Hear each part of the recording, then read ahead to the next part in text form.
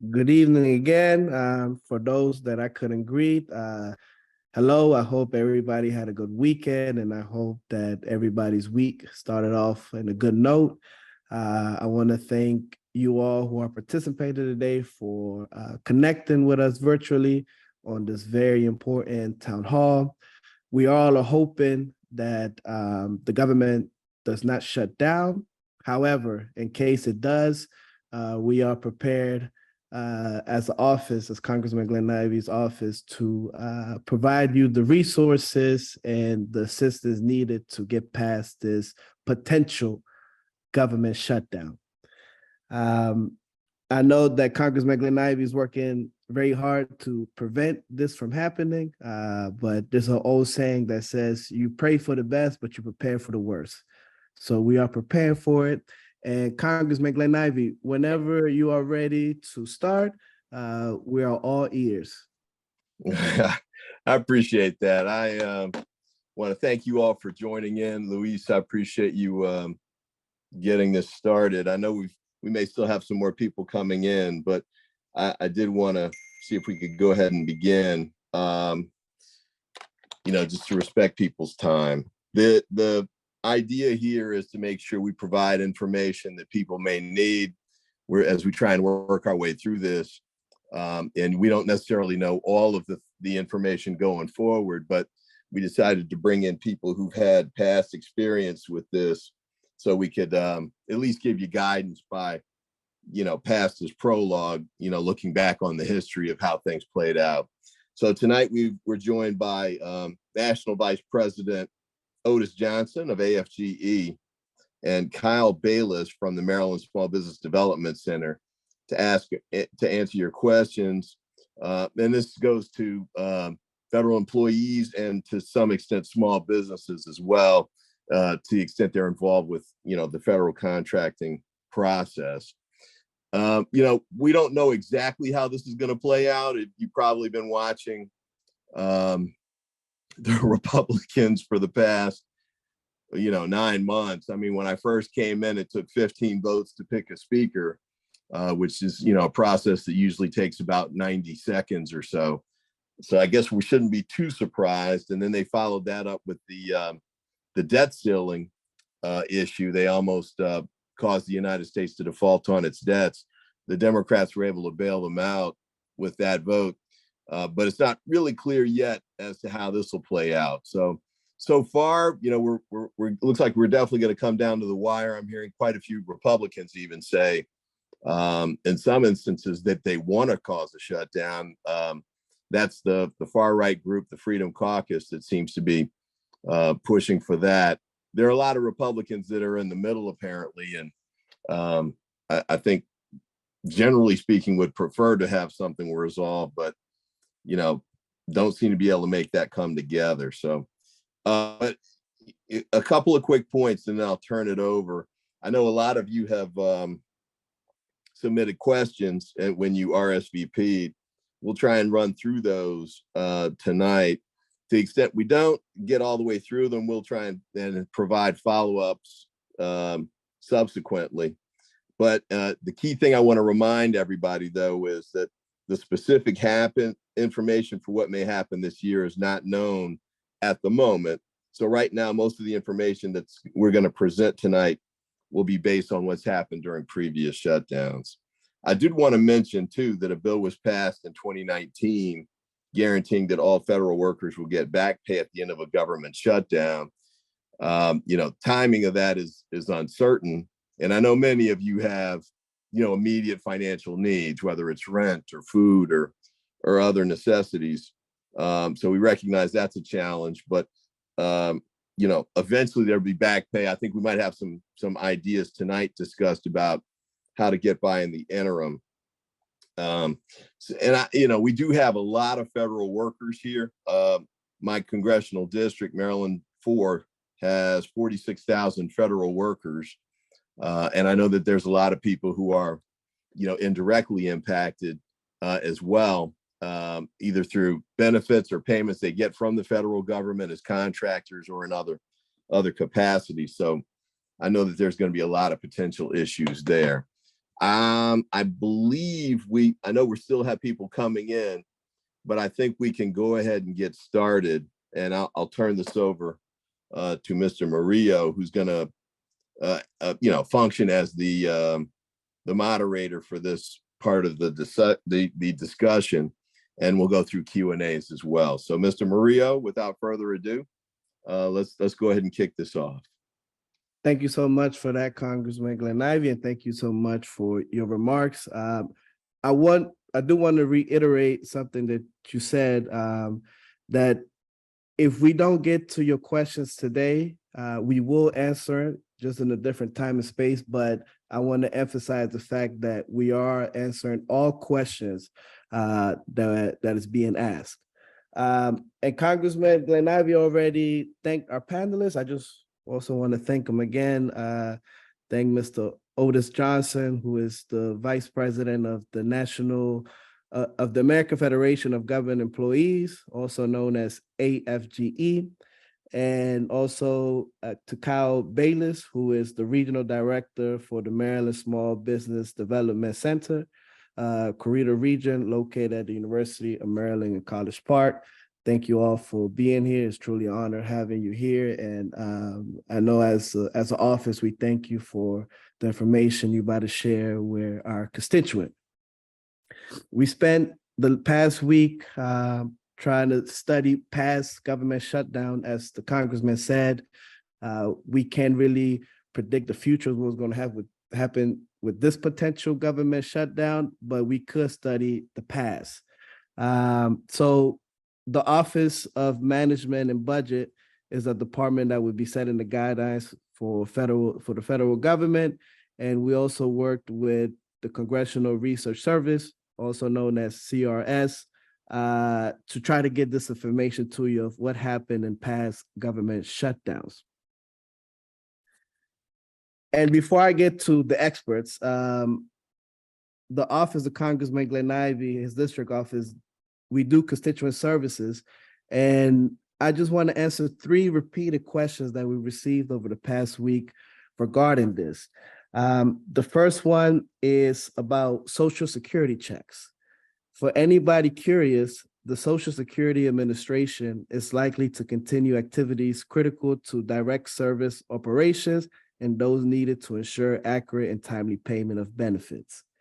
The other one is about immigration. So if you have an immigration case pending, please note that the USCIS, the agency who deals with immigration, is fee-funded it. So it will likely remain open and they will continue to process applications. If you had already scheduled an appointment, the government shutdown should not affect that. And then the last question is about mail. Yes, the U.S. Postal Service is not affected by a government shutdown, and the mail should come with no problem.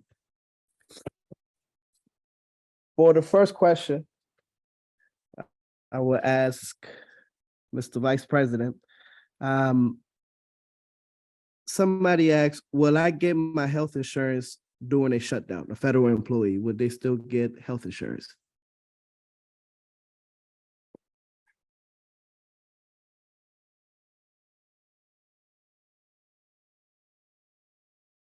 I don't know if we lost the Vice President, so I'll repeat it again. Vice President. I'm here, I was muted. Oh, okay, all right. Were you able to hear the question? No, it's okay. Thank you, Luis, for the question, and thank you, Congressman Ivey, for putting this program together for us, because it is some things that need to be discussed, and we are all quite appalled about the pending shutdown because it's completely avoidable. The last time we had this, it was 800,000 federal workers that went 5 weeks without a paycheck, and that was a partial shutdown. So this potential shutdown could have a far greater impact.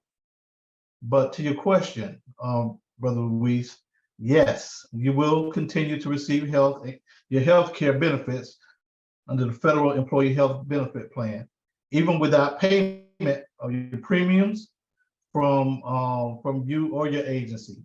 Your share of your FEHBP premium will just accumulate and will be withheld upon return to work. Thank you so much for the answer, Mr. Vice President. Mr. Bayless, the next question is for you. Sure. Our constituent asked, he says, I am a small business federal contractor. How do we talk to our creditors about not being able to pay them? Okay. Again, thanks for having me, and thank you, Congressman Ivey, for bringing up this subject. This is so important. If anything, what we hopefully get out of this, if there's not a shutdown, and that's that to try to communicate how important it is for small businesses to prepare for a shutdown, a pandemic, a recession, whatever it might be. It takes things need to be put in place, and procedures need to be developed so that you are at least don't feel the full impact of something like a government shutdown. There's something we call here at the SBDC, we call it the Katrina syndrome. And that is, a lot of small businesses, they're working day to day. They're really in their business trying to just, run it and grow it. And so a lot of times they don't have time to really focus on the things that they need to help them if there's a major disruption. So I call it the Katrina factor or syndrome, and that is, it's not a problem until the levee breaks. And that's most of the time what most small businesses wait for, is they wait until I can't afford this, I can't get, it's going to take too much time, so I'm just going to roll the dice. So, you can roll the dice, but just remember that the things we talk about today are things you should probably start doing, or you should have been doing, and preparing for whether it's a government shutdown, a recession, or whatever the case may be. With that, I will answer your question now. The question is, how do we talk to our creditors?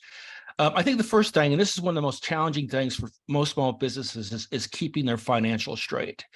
If you are a government contractor, if you're a sub or a prime, chances are they're pretty darn good, probably, because the government wouldn't be working with you if you didn't have your finances were worked out and straightened out. So, but that's the first thing you should probably look at is, what does your cash flow look like? What is your financial situation? If it shuts down, how much of that cash flow is going to not come in through the government contracts? And then, of course, look at expenses and how much expenses do I have and what do I need to operate? So those are the kinds of things you want to have at least a good grasp of before you try to determine how you're going to address this head on with how you might reach out to your creditors or talk to your creditors. And so you want to have all that information so that that when you talk to them, that at least you have a darn good understanding of what you can do and can't do. The next thing is, so after you've done this assessment of your finances, then you might want to consider what creditors do I need to really keep happy, you might say. Which ones do I need to go to and communicate to them, saying like, hey, I might have a problem here because the government shut it down. You might have heard it was in all the papers. And so, I'm sure they're going to understand that. But, you need to maybe go to those who you feel like they are the ones that are the most critical for running your business. So prioritize those and just prioritize them for now. And then you may not have to, again, it depends on how long the shutdown is. But if it's not too long, then you may not even have to have a conversation with them. But if you do, at least then you can have a priority list of who you need to speak with based on how important they are for you to continue running your business. The next one is it's really important. Communications is super important. So when you are reaching out to your banks or your lawyer or your accountant or anybody, your customers, your partners, whoever it is, just make sure that there's complete transparency, that you're timely, you're there, you have what you need, and make sure everything, and more importantly, make sure once you've had these conversations with various contacts, then make sure that you document it and you have that information so that if something comes up later, that information really comes in very handy. Fourth is, keep all your records. So when you're talking to people, it's really important to just, make sure you're keeping records of all the conversations with their creditors or anybody for that matter. Take notes, take copious notes, or if you want, maybe they will let you record the session or something. But of course, that's important so that you have a real clear idea of what it is that you can and can't do. The other thing, the next one is to keep your, you got to keep your creditors updated on your business progress, on what's happening. So you need to figure out, and when you talk to them, you may say, how often do you want me to reach out to you on what's going on? Is it once a week or whatever? But just have them have some understanding of there needs to be a routine communication process here.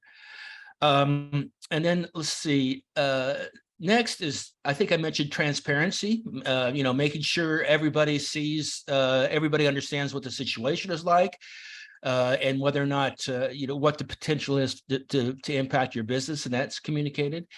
And let's see, I think, let's see.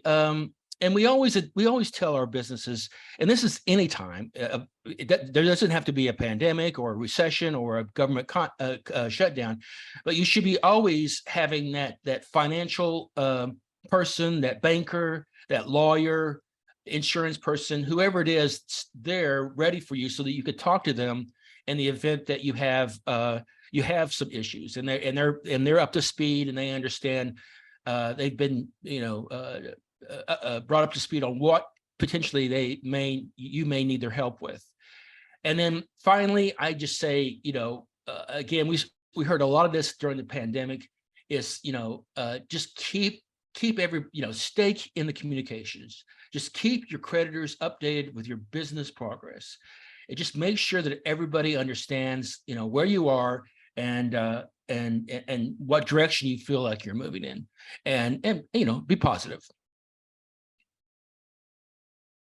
Thank you so much for that very informative answer, Mr. Bayless. We appreciate it. And I just wanted to remind folks who are just logging in, thank you for being here, and also let you guys know that we are recording this town hall. So just as a FYI, but we're recording this. So if you miss a note or you miss a statement that somebody said, you could go back and play it. So you'll be informed of what to do in a potential government shutdown. The next question goes to Mr. Vice President Johnson. In a scenario where the shutdown goes for longer than expected, what help is there or are there for those who will not be getting paid? Thank you for the question. The reality is that most employees are pretty much living from paycheck to paycheck. And although they will eventually receive retroactive pay, they're still stuck with the day-to-day burden of having to come up with money for groceries to feed families, money for day-to-day expenses like getting their children back and forth to school and providing for the children's lunches. Those who are being forced to work during the shutdown have to come up with gas money or money to catch the train, but it's completely upsetting. So hopefully we won't have to go through the shutdown. But in case, if you are an AFGE member whose local is an active member of the Metropolitan Central Labor Council, you may go through your local to tap into resources that are available from the Community Services Agency. The CSA is the only labor social service agency established to provide workers and their families with human and social service needs. In order to apply for the benefits, you must go through your local. The Federal Employee Education and Assistance Fund is another program that may be available to our members as well. During the last shutdown, they offered grants to our members. While they haven't announced their program just of yet, we are truly expecting that they will be announcing that if the shutdown happens. But that is what we have here in District 14 right now, AFGE. Thank you. Thank you, Mr. Vice President, for that answer. And I will say this, Mr. Vice President, it was earlier this year, you guys had a conference, Super Bowl Sunday, and the Congressman, Glenn Ivey, he went. And I was a little confused because that Sunday is a special Sunday. But 5 minutes into that conference, I understood why. And I was very impressed, not with just the members, but the type of benefits and the care that you guys provide. So thank you for being here, and thank you for your answer. I just wanted to add my 2 cents in there.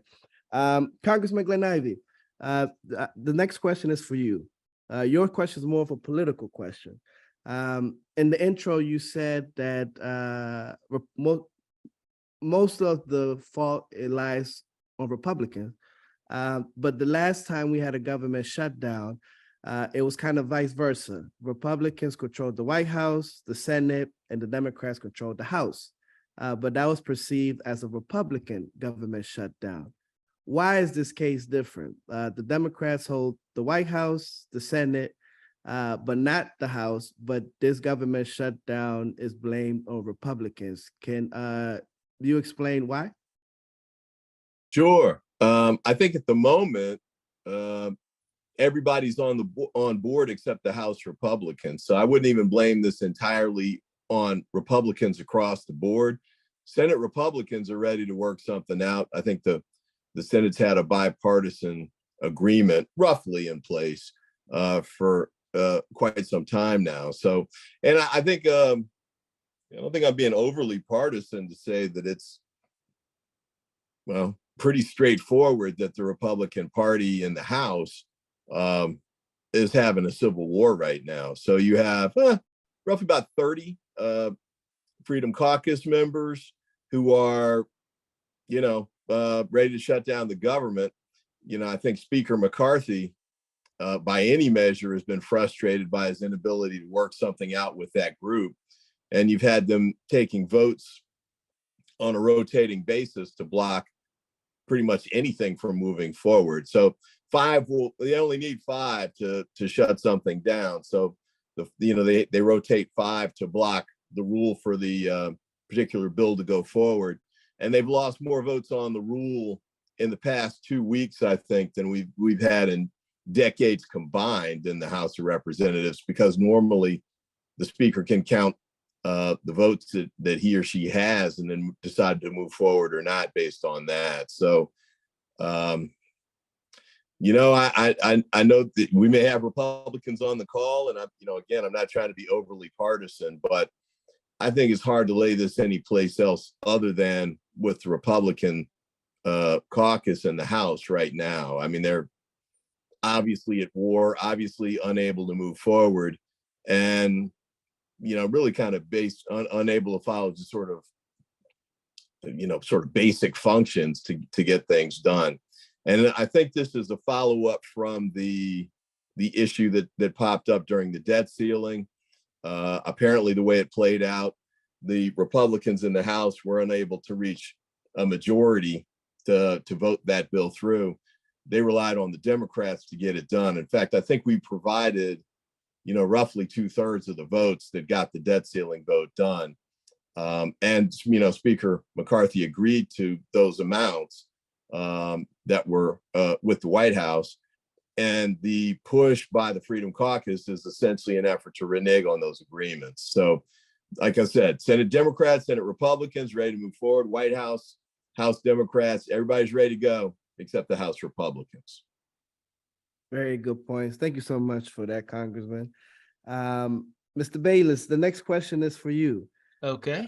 A constituent asked, how do we hold on to talent when we don't know if we're going to get paid?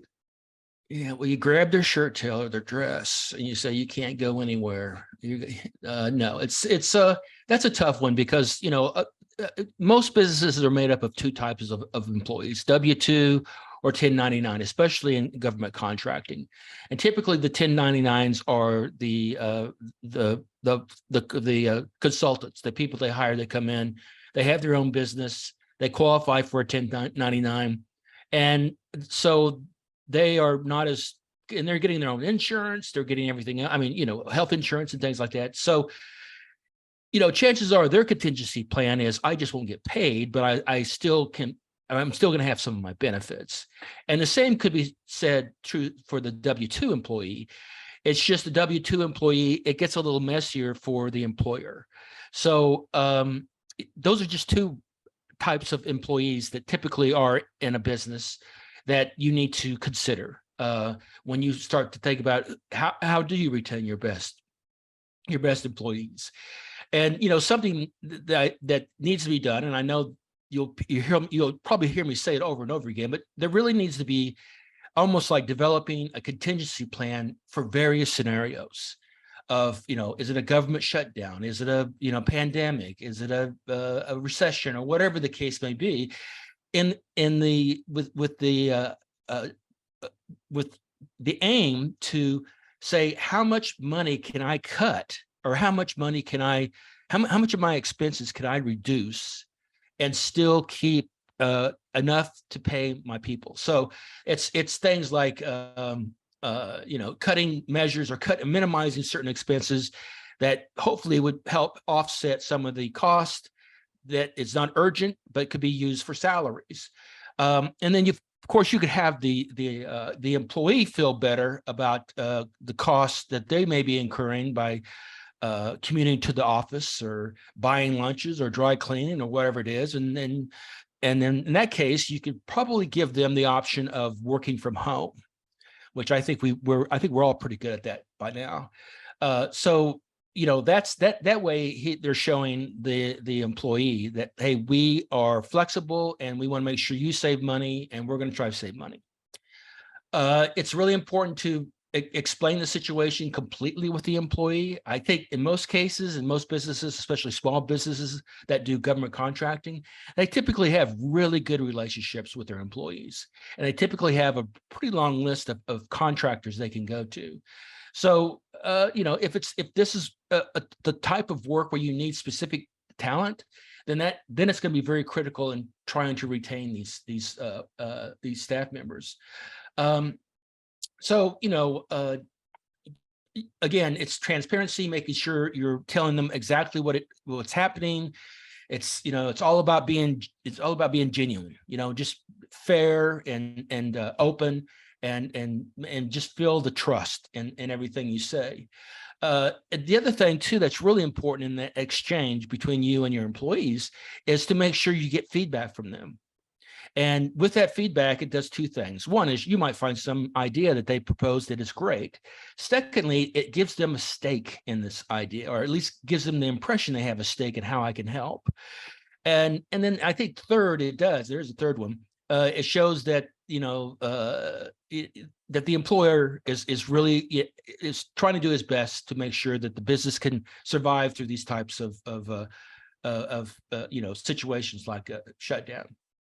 Now, the one thing that we have seen in the past, and you may check your insurance policy, and that is some insurance policies will have business disruption. And if you think you've got it, then check to see if it covers things like government shutdowns. A lot of businesses don't have it, but it might be worth checking, or if you have it, you might want to check to see if it covers if the government decides to shut down. Finally, let's see, if you're as an employer, you should really think about, do I have a rainy day fund? Or it doesn't have to be a big pile of cash, but just some money, or even saving money by not, by reducing coffee or whatever the case may be, that you could try to, if the shutdown hits, is how do you support the employees that are going to have the hardest hardship during this downtime? And I think those people who are going to have the hardest time trying to cope with no income, and if you could somehow give them enough to get them through this situation, hopefully they're not long, these shutdowns aren't very long, then it really, I tell you, it generates a lot of strong bonding between the employee and the employer. And so I think that is a good way in the long term just to show that you're committed to them, and hopefully they'll be committed to the business owner, and shows just that that may be even more like a partner than an employee.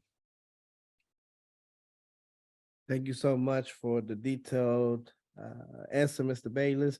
So just to confirm, don't pull your worker by the neck and force them to work if you can't pay them. There's other options, other ways. The next question is for Mr. Vice President Johnson. How does the government shutdown impact retired federal employees? Thank you for the question. During the past shutdowns, the federal retirees that fall under the Civil Service Retirement System, CSRS, and the Federal Employees Retirement System, FERS, they have always and will continue to receive their scheduled annuity payments on the first business day of each month. So it's not going to affect them at all for receiving their funds. Thank you for that, Mr. Vice President. Did you want to add something else? I'm sorry, I don't know if I cut you No, off. that's it. Thank you. Okay, all right. Thank you so much. I do want to remind folks that if we do not get to your question, we will answer it. And throughout this town hall, if a question pops up into your head, write it, please send it to us. And like I said, if we don't get to it today, we will get to it, and because we're answering all questions. The next question is for Congressman Glenn Ivey. Leslie, she asks, what measures are lawmakers implementing to safeguard citizens who are financially vulnerable due to the pandemic, especially given that similar guidance was issued during the previous shutdown, and lenders, banks, and landlords may not have been as supportive as suggested? Great question. Unfortunately, there's not a lot that's being put in place right now. I don't, we may have some additional legislation that moves through in the short run. But I think, moving forward, we're going to have to rely on people shouldn't assume that something is going to be additionally put in place. So I think we're going to have to rely on what's there already, the 2019 law that was referenced earlier. And I think Mr. Johnson might be able to discuss some more of this, but I don't, I'm not confident that the House Republicans are going to be able to move, anything in the short run. And you may have the administration, i.e. the White House, that makes some adjustments, but I'm not sure what they're going to do on that front, or what they have the authority to do without having additional statutory authority provided on top of what they already have. Congressman, I'd like to add one thing to that, because many of the agencies here, they haven't updated their shutdown contingency plans yet. But the federal employees can go to whitehouse.gov at OMB information for agencies and find out what their agency's contingency plan is going to be, just in case it is a shutdown. Thank you for that addition. I appreciate that. Yeah, thank you both for your answers. The next question is for all of the panelists. So whoever feels comfortable with answering, please do. This question comes from Michael. How can people who are not directly affected by the shutdown get assistance? For example, people who work in childcare services who have clients who are all government employees.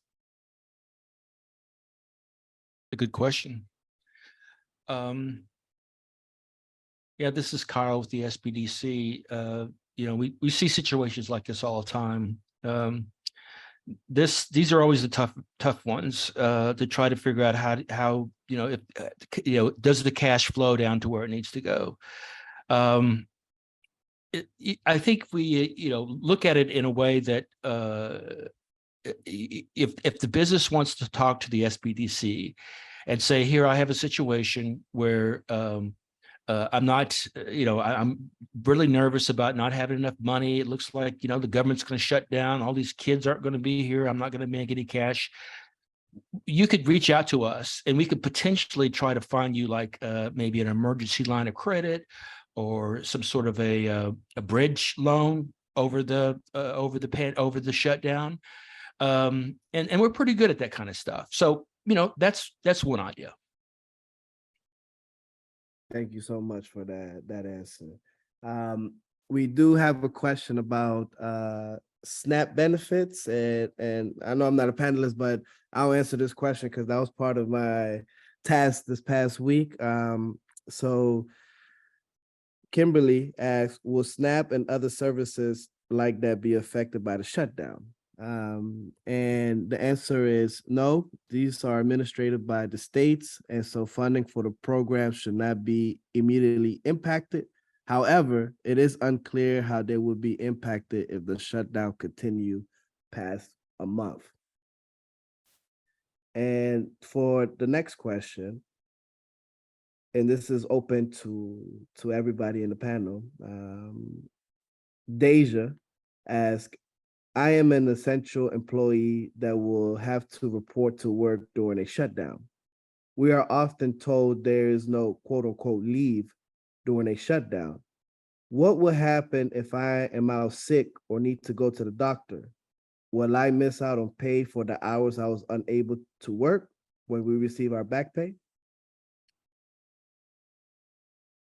That's good questions, P. Johnson. If you need to go out, if you're sick and you need to be out, just make sure that you have receive a doctor's note to take back to your employer to show that you were out sick, and they will you will be paid for that day that you were out sick.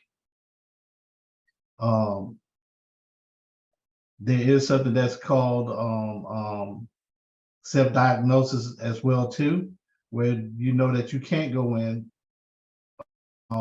because you're under the weather. But again, they will pay you for being out sick. All right, thank you so much for that.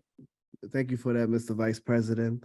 The next question will go to Congressman Glenn Ivey. This comes from Lisa, who lives in Lanham. She asks, would there be any legislation or protections added for government contractors affected by the shutdown? I don't anticipate that there'll be any added protections in the short run. And we've had some challenges addressing other issues with the Republicans in the House on some of the, for small businesses, especially minority small businesses. But you never know. We'll have to keep an open mind. But I think it's unlikely at this point that anything will happen. That to the extent there's a deal that gets done in the short run, the conversation is that, or had been at least, that there's probably going to be something done. At least the Senate wants something done with respect to Ukraine and disaster relief for Hawaii and some of the other recent disasters that we've had.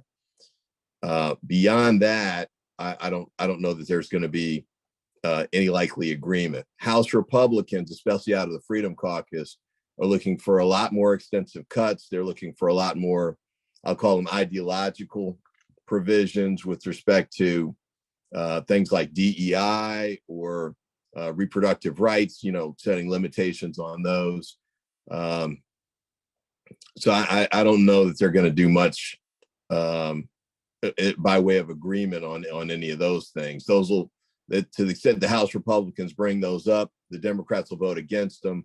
If they hold on to their majority on all those votes and have won by straight party line vote, I think the Senate will kill those, the ideological provisions as well. So I think we're going to move forward, at least for small business protections, only with what we've got. I'm not anticipating anything new. Thank you for your answer, Congressman. This question is the same question, but it will be both for Mr. Bayless and Mr. Vice President Johnson. So, Mr. Vice President, I'll start with you. How did you maneuver how you and your organization maneuvered the last government shutdown. Tell us about your experience, your members' experience, and how you guys got through that. The last shutdown, I was a local president. I was working at the National Gallery of Art at that time. I was able to bargain where I was able to keep our union office open, even though the facilities was closed, and I was still able to reach out to help the members in any way that they needed help. I would refer them to the CSA, and at the time they had people needed food. We were looking for places where they could get their food and stuff from, and we did whatever we had to do in the union to be able to support our members in any way that we could. Thank you for your answer, Mr. Vice President. Mr. Bayless, what did your organization, or if you were in the position you are now, what did you do in the last government shutdown to get through it, and the impact they had on your members, and how you guys overcame it? Right. Well, the first thing that we saw, and I'll use the 2009 recession as an example. The 2009 recession was all about the private sector. And so when that money all dried up, we had all those private sector businesses saying, like, I want to do government contracting. I want to diversify my cash flow. So the same is true here. And that is, businesses should constantly be looking at potential ways to diversify their cash flow. It doesn't have to be 50%, but at least if it can continue on while the government is shut down, or if there's a pandemic or whatever the case may be, then you have that flow of cash. You have something coming in.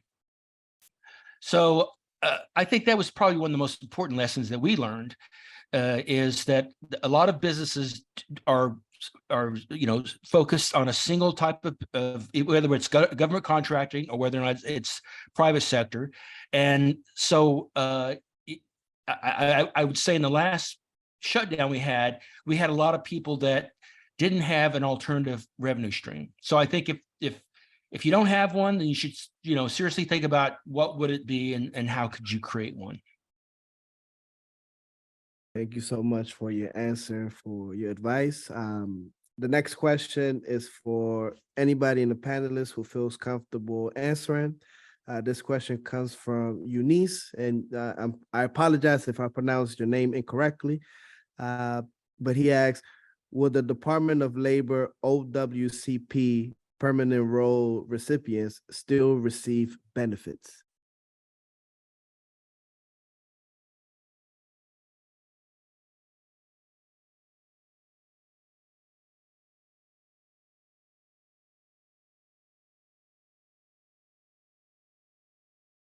Well, nobody's jumping at that one, so we might. It's way out of my pay grade. We might have to follow up with that one and double back to you tomorrow. So we'll take that one and run it down. But I certainly don't want to take a guess at it. I want to give you the accurate information. So we'll take it under advisement and get back to you tomorrow. That's correct, Congressman. That's why I always start with saying, who feels comfortable? The next question is for I'm sorry, did I interrupt? Luis, I just wanted to double back on the whoever asked the question about leave. You can also go to opm.gov, because OPM has the guidance on the shutdown furloughs as well too, and it tells you about all the leave and all the leave that you can take during that time. Thank you so much for that additional information, Mr. Vice President. The next question is to Congressman Glenn Ivey from Stacy.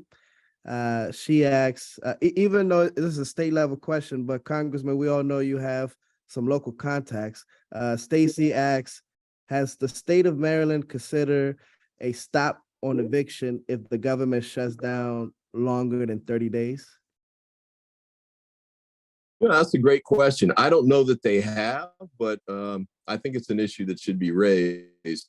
Certainly, we should be thinking about it in advance. The pandemic, that was a step that was taken during the pandemic. It ran for quite a while, but I think we should raise that issue. I'll be happy to reach out to other elected officials at the state and local level to see if they can start thinking about how that might be able to be implemented. Thank you for your answer, Congressman. This next question is for everybody in the panel. It's a 2-in-1 question. It states, how long do they anticipate the shutdown will last? What initiatives will be implemented to regain public trust and confidence in the government's ability to govern effectively after a shutdown? Yeah, I think I took a crack at that in the Q&A. I submitted a written comment. And with respect to the regaining the government, the public confidence and trust. I think that's a great question. I think there's a lot that's been going on with the government for many years at this point. Maybe the most high profile was the January 6th attack on the Capitol. And then some of the efforts by the Trump administration to essentially steal the election and keep Trump in the White House instead of having President Biden come in. I mean, there's a lot of hits that the government's taken at the federal level in particular for quite some time now. I think for this particular piece, the government shutdown, I think it's really going to be up to the House Republicans to find a way to resolve this and either avert the government shutdown entirely, or get a resolution done as soon as possible. Because it's just damaging to the public trust, as you said. It's also damaging to our economy. We got downgraded as a nation by Wall Street on our bond rating, in part because the economic community is starting to view the United States government as dysfunctional. Unfortunately, this plays right into that and reinforces that potential view. So I think we've got a lot of work to do to get back on track. Things have been very partisan and divided for a long time. I can remember a time when even when people could disagree without being at least this disagreeable. And I think we need to try and get back to that point as soon as we can.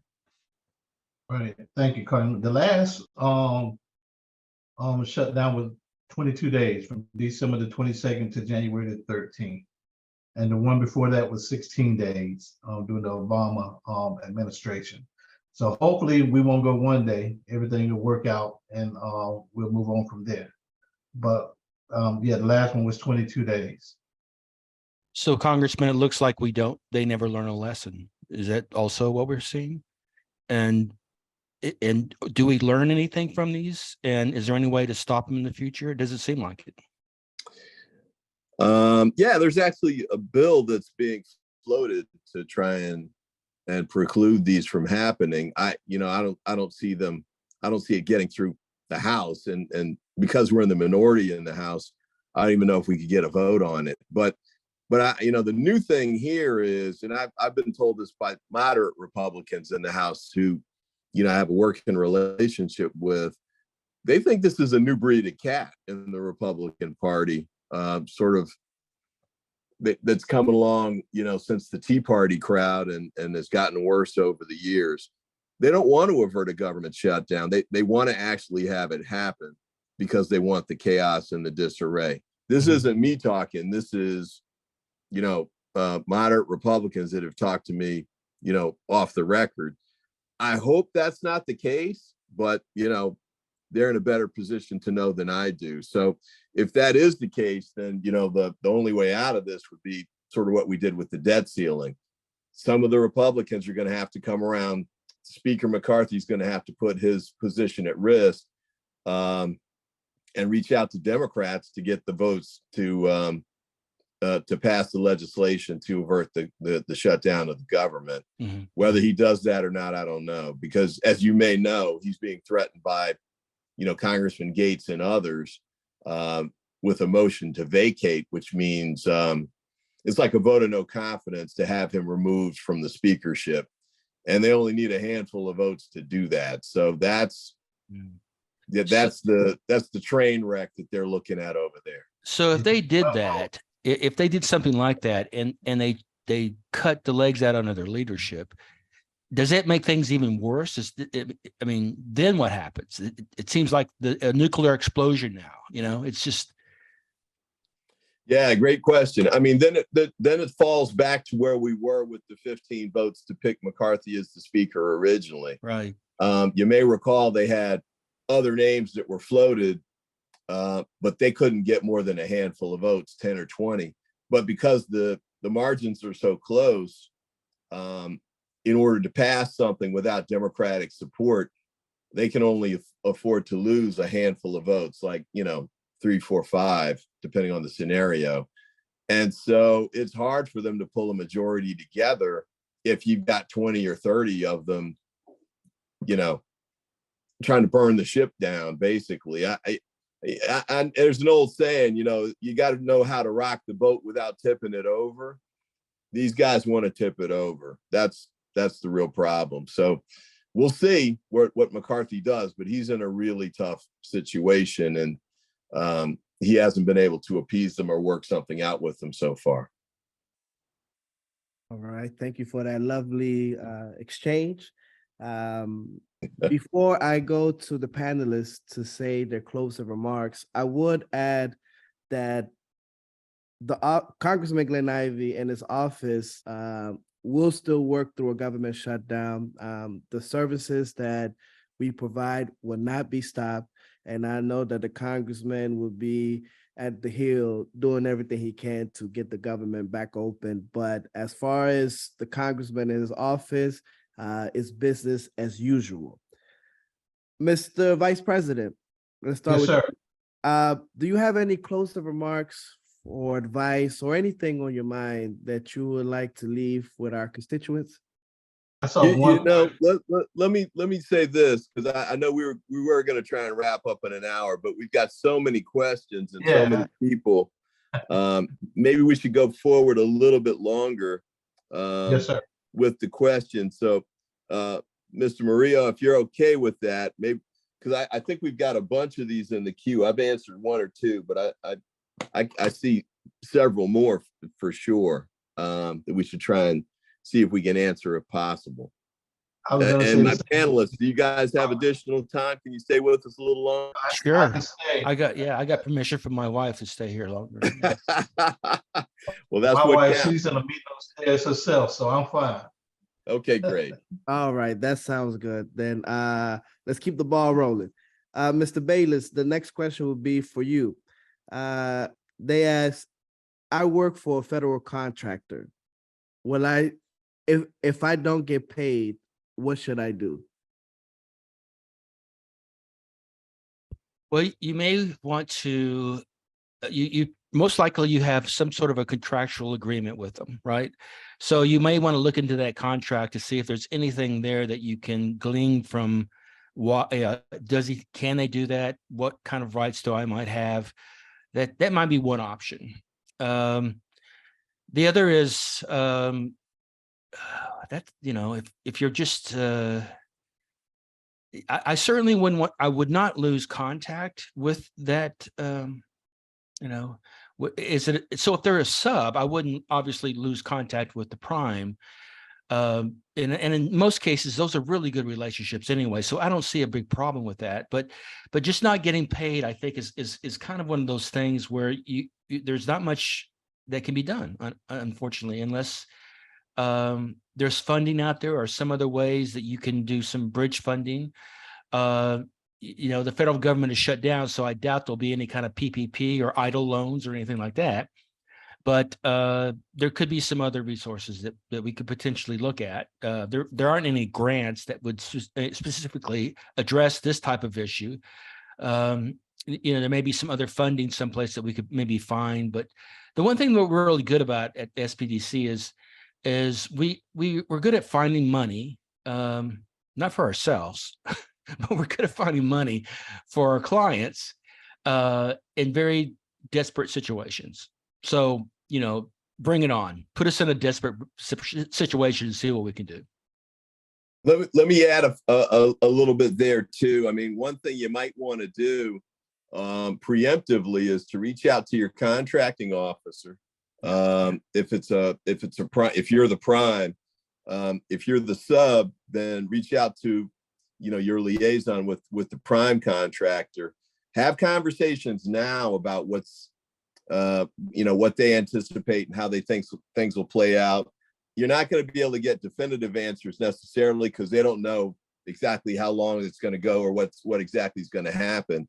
But I'd say start the conversation now so that there's no big surprise. If you've had long-term issues with your prime making payments to you, I think you definitely want to sort of raise it now and chat with them about it, and potentially with the contracting officers if you're the prime yourself. Usually the federal government's decent about making payments, but I've been hearing from a lot of small businesses that depending on which agency or department you're dealing with, it can take a while. So I think this might be a moment to raise that.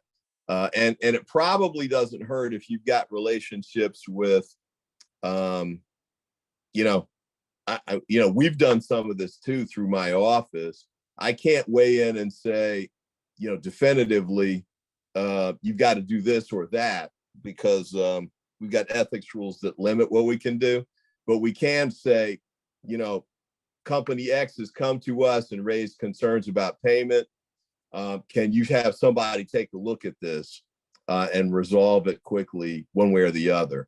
And usually that's enough to kind of get their attention. So, if you're really stuck, reach out to us and let's see if we can figure out what to do to help. Yeah, one more.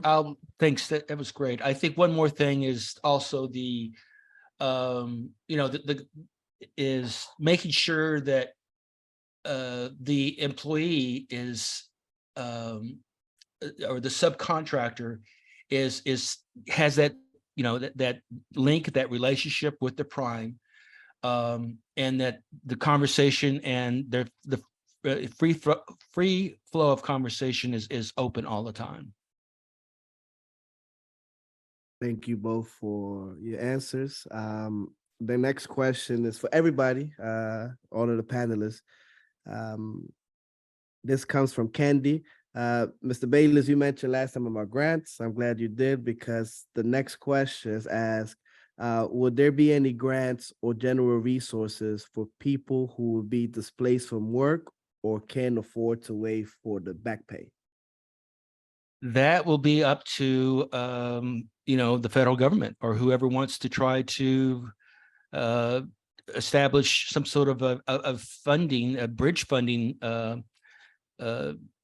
way of getting some of these businesses through the shutdown. Typically the grants that are out there right now, they have very specific deliverables. So you can't just go in and say, I want a grant to keep my business going. They really don't exist. So that's what you'd have to have. You'd have to have something where the government says, I'll create a grant or some sort of funding vehicle that says, if you match this condition, then sure, you can receive some of these funds. And typically those funds are they're not endless. They run out pretty quick. So a lot of times they'll throw out a bunch of money and then see what happens. And then once it's gone, they either do nothing or they try something different. But yeah, that's a hard one. Thank you for tackling that hard question. The next, yes. Let me add one thing on that. And I do think bridge funding is one of the things that Democrats want to raise. But But here's the thing to keep in mind, just to be really candid with you about it. Remember that the House Republicans, especially the Freedom Caucus wing, their goal is to cut government spending. So, and they don't want to acknowledge that shutting down the government actually adds to the cost of the government for the reasons that we're talking about. They create sort of damages and impacts that then have to be, lead to compensation requests. Sometimes they vote to cover those, and sometimes they don't.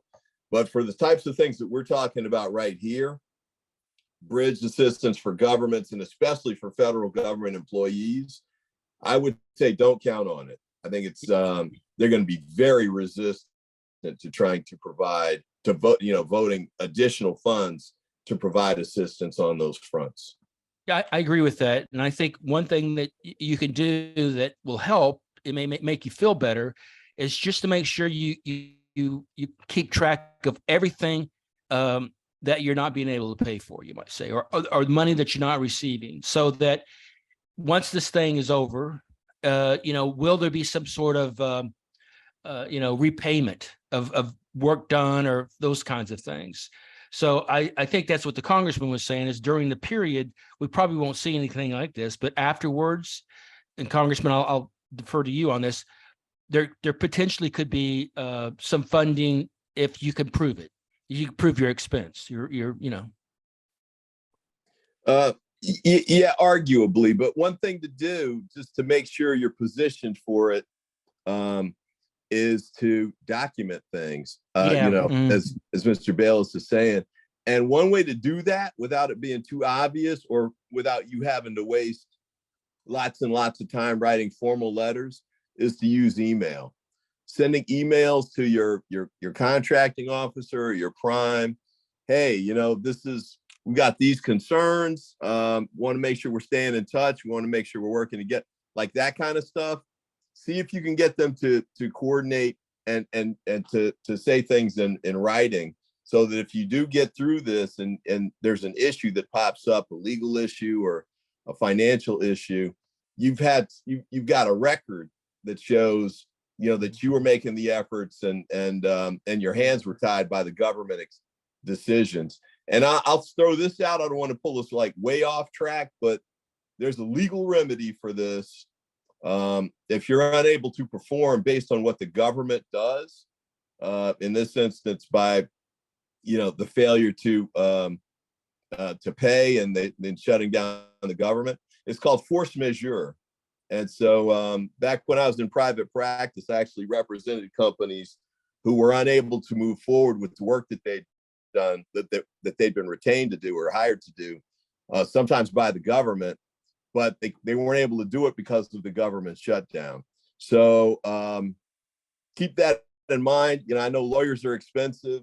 I get it, but you may have, this is an outside shot, so don't count on this either, but keep it in the back of your mind, force majeure in the event you're forced to breach a contractual requirement. Thank you both for your feedback and your remarks. The next question is for Marvin. He asks, would the shutdown affect commissaries on the different bases where veterans go to get food and other resources? I could answer that question if I may. The VA services during the government shutdown will continue to operate. So pensions will continue, benefits will continue, military health system will likely remain open. So Marvin, thank you for your answer and thank you for your service. The following question is for all of the panelists. This was from Donna. She asked, ERAP didn't pay a lot of people's rent during COVID, and some people lost their homes. What will you do to fix people's credit or providing housing for those who were evicted because ERAP didn't pay their mortgage or rent?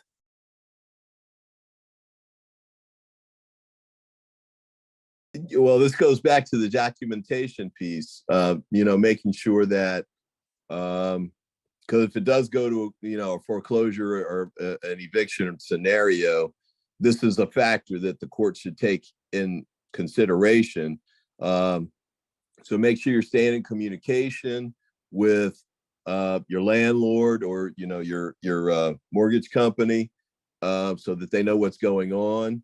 And I'm not sure what kind of relief might come out at the back end of this. This is another one maybe we should take under advisement and double back to you with a written answer tomorrow. But what we had with the pandemic piece, which was a much longer issue, that was years, but the courts did give some additional leeway. I'm not going to say they were overly generous, but they did take it into account. And then you actually had some mortgage companies that did so as well, in addition to getting some political pressure from elected officials and the public. So but yeah, we'll double back to you and give you some additional information on that tomorrow. Thank you for that, Congressman. The next question is also more mortgage related and it's for all the panelists. This question comes from Andrew from gorgeous Prince George's. He asks, is there any law that prevents mortgage companies from collecting payments during a government shutdown?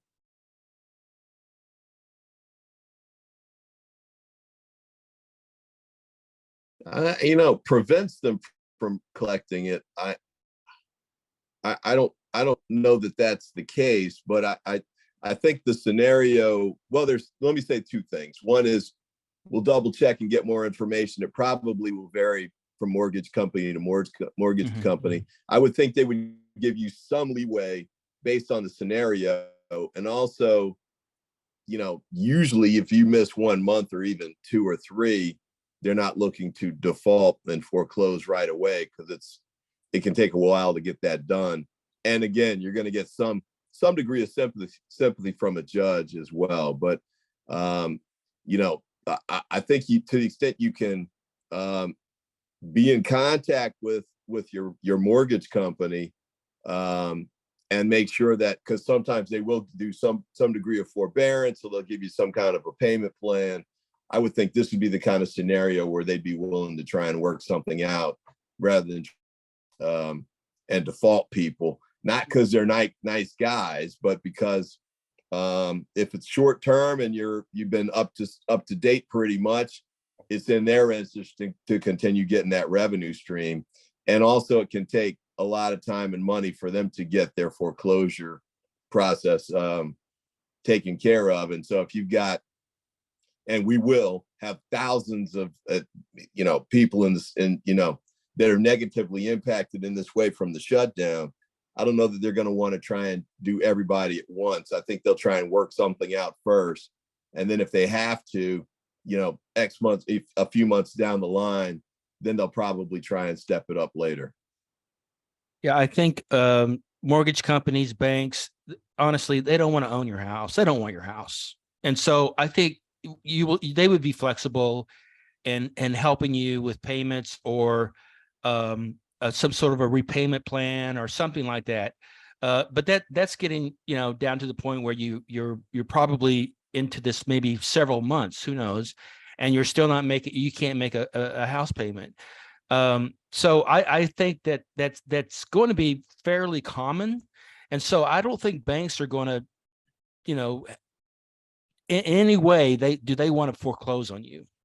So you might have more leverage than you think. Thank you for that, Congressman and Mr. Bayless.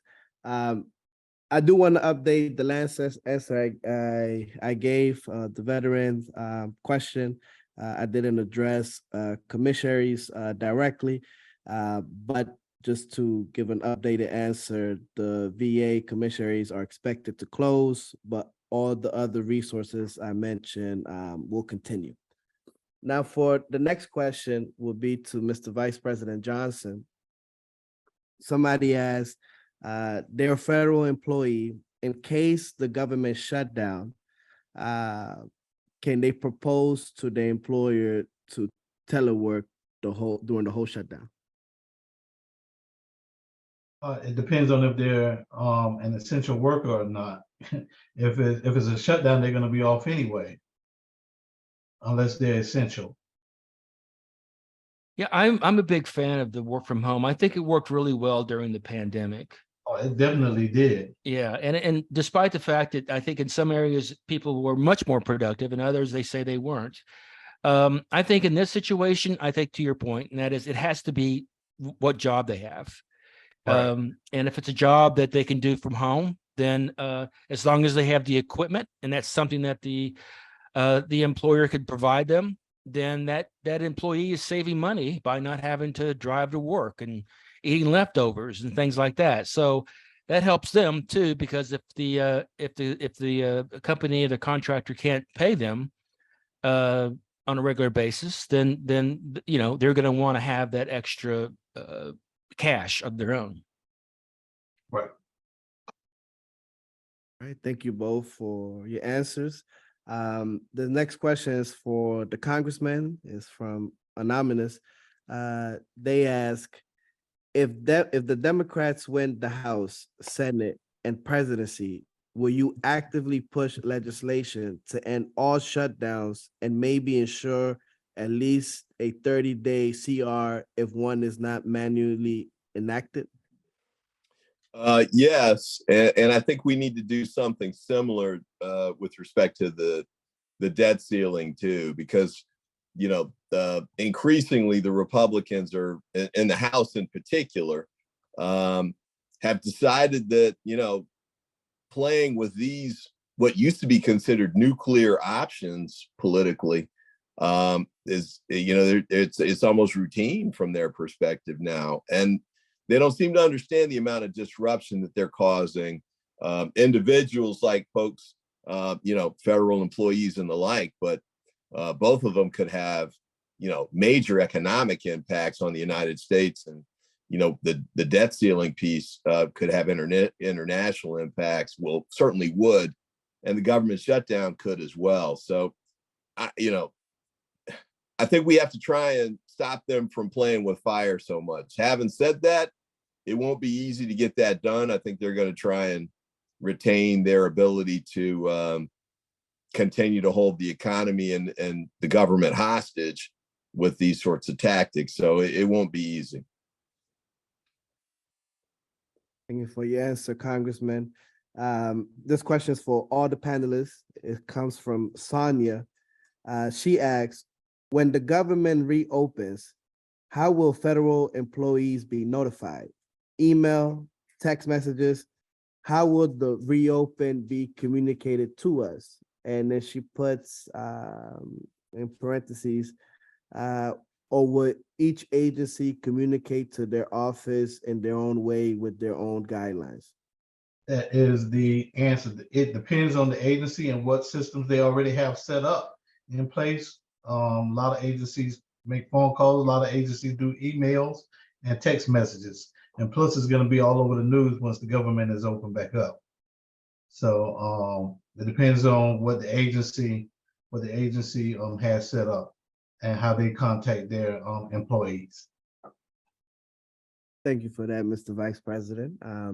The next question is from Sharmis, and I'm sorry if I pronounce your name incorrectly, from Mount Rainier. She asks, what will a government shutdown mean for nonprofits who rely on funding from the federal government?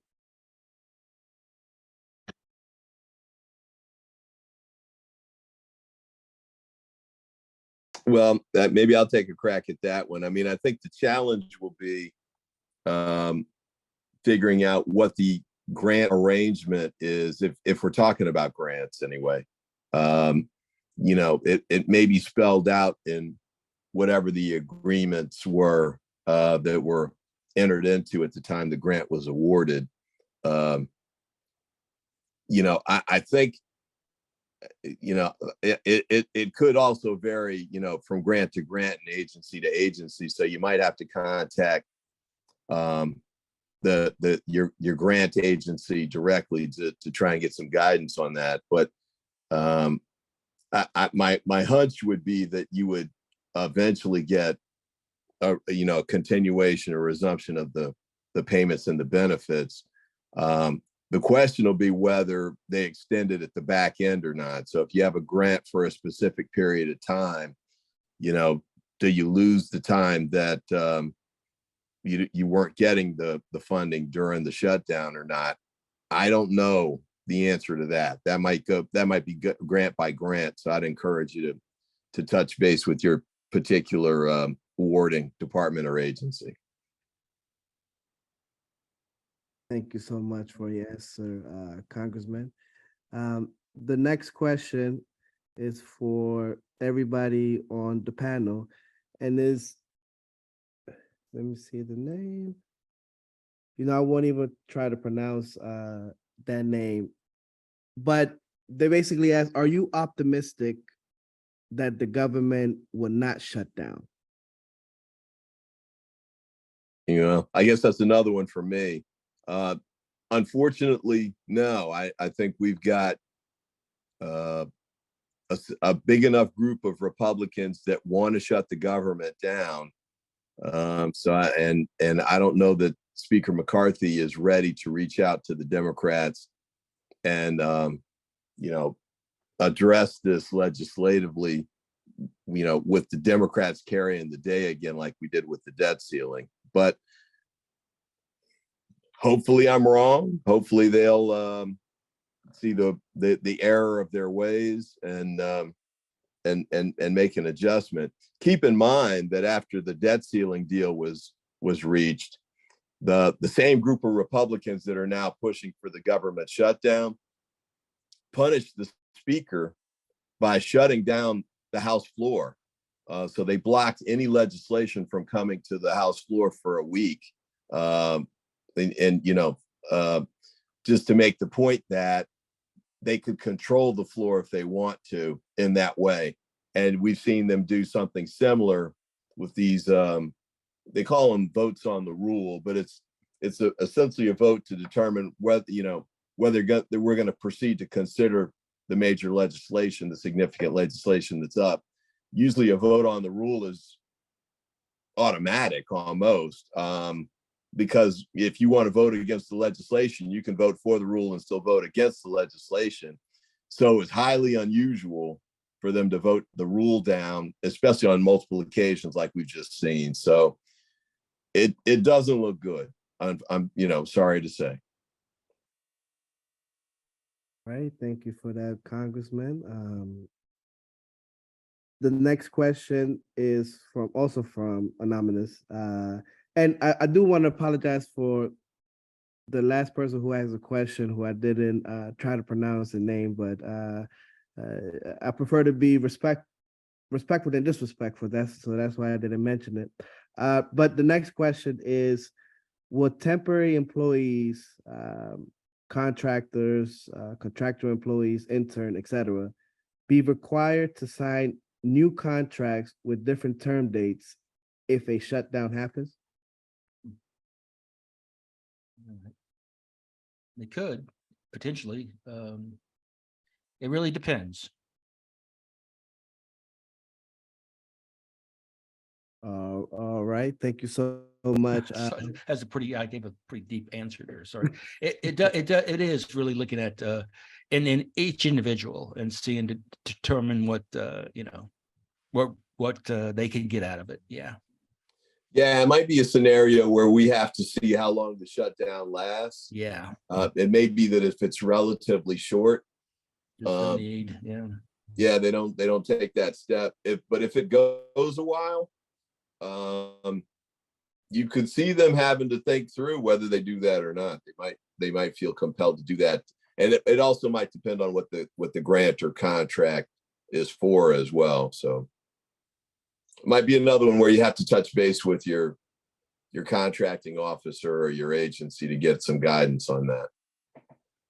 Thank you for that. Thank you both for your answer. And I do want to reiterate that each agency will release their processes if and when the shutdown happens, and that most of direct payment benefits will continue. For example, SNAP benefits, military, but veterans benefits, and etc. Mr. Bailey, you said when we extended it that your wife gave you permission to stay on longer. Yeah, that's right. Should I Mine's call her? different. Do I need to call her and get more time? No, because you need to call my wife because she said it's time to wrap up now. So I tell you what, I have my wife call your wife. right. That will help out. So Mr. Beatty, let's start with you. What closing remarks do you have, or what advice or feedback do you want to leave our constituents tonight? Okay, well, I think there we are here to help small businesses. It doesn't matter what the state is, the condition, the economy, pandemic, shutdown, whatever the case may be. And so I hope that if you feel that we could serve you in some way, or just talk to you and give you some advice on how you might handle a situation if the government shuts us down, then we're more than happy to sit with you and help you and try to figure out an option for you. We also have a sister organization called PTAC or APACs, and their sole job is to help small businesses obtain government contracts. Our relationship with them is we make sure the business is ready to do a government contracting, and they actually do it for them, or they actually help them. But I think the one thing I want everybody to walk away with is it doesn't stop after this. If this next shutdown only lasts for a week, there's going to be another one, or there's going to be another pandemic, or there's going to be another recession. So, things like making sure you have your financials in order, and and you have contingency plans, and you have maybe an emergency line of credit. And I know all those things are really hard to do, or to diversify your revenue stream. Those are all things that, we would love to help you with to achieve. And someone said this one time, and I'll repeat it, and I love it. And it's like, we want to be your friend, but we can't be your psychic friend. So the only way we'll know that is you got to come to us and tell us what the problem is. Then maybe we can point you in the right direction or help you. Thank you for that, Mr. Bayless, and thank you for all of the very informative things you said and advice that you gave us. Mr. Vice President Johnson, I turn to you. And your closing remarks, is there anything you want to leave us with? Any advice, tips, feedback? Please share it with us. Yes, sir. I saw one thing in the chat. Patrick Holmes, if you're still on there, contact me tomorrow so we can talk about these the churches and the food banks. Let's face it, we're still recovering from COVID. So when our employees return to work, the backlog of work and services to the nation will be astronomical, because we're still dealing with the current staffing shortages that many of our federal agencies are still experiencing. Let me just say this. AFGE implores Congress to act immediately to avoid a shutdown and ensure the constitution of funding for the government and the critical programs like Social Security, Medicare, Veterans Benefits, housing, and the U.S. military. There must be no negotiations that puts these programs or any aspect of the federal employee compensation at risk. It's Congress' job to ensure the safety and the tranquility of our citizens and our welfare, not impose fear and threaten the health of our economy. So with that, I want to thank you, Congressman Ivey, for fighting for not just for the federal government, but for all American citizens, because all of us will be affected with this shutdown in the end. So thank you for putting on this program tonight, and thank you for all that you did. Well, thank you, Mr. Johnson. Thank you, Kyle Bayless, for your time and attention and insight on this. I appreciate it. And I'll say this too. I want to thank all of you all for coming on and joining us and participating in this.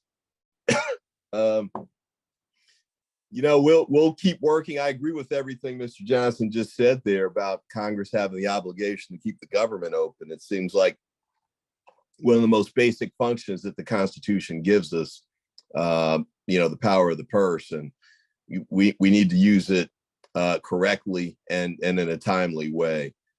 Just a couple quick points. I think we made some commitments tonight to double back with some answers tomorrow, and we'll be happy to do that.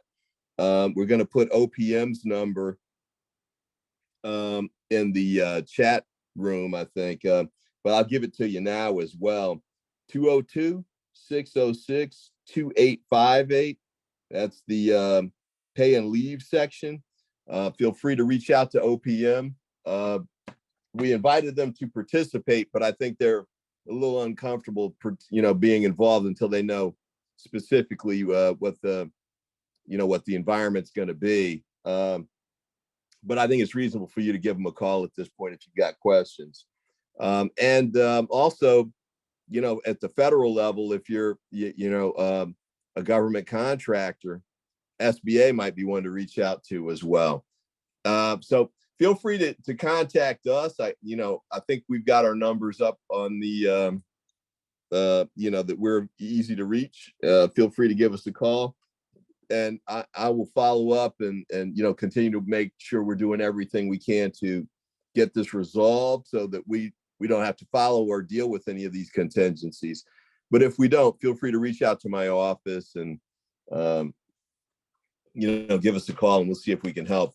The main number for us is 202-225-8699, or you can send us an email. In fact, once you got ivy.house.gov is one way to go. The other is send me an email at glenn.ivy@mail.house.gov. So that's Glenn, GLENN .ivy, IVEY @mail, MAIL.house.gov. And we'll be happy to follow up with you. So Mr. Murillo, also, thank you so much for being the MC, moderating this event. And thanks to all of y'all for participating. And, let's all hope for the best, but be prepared for the worst. Have a good evening. Thank you, sir. Thank you, Congressman. All right, so you guys heard it from the man himself, Congressman Glenn Ivey. In my personal opinion, the best congressman that the House has at the moment. Vice President Johnson, Mr. Bayless, thank you so much for the valuable information you shared with us today. And as the congressman say, shut down or no, he will still be working. His office is still open for business as usual. So do not hesitate to reach directly to him or to any of his offices. Thank you all. Have a good night, and I hope you all have a good week. Good night. Thanks a lot. Good job.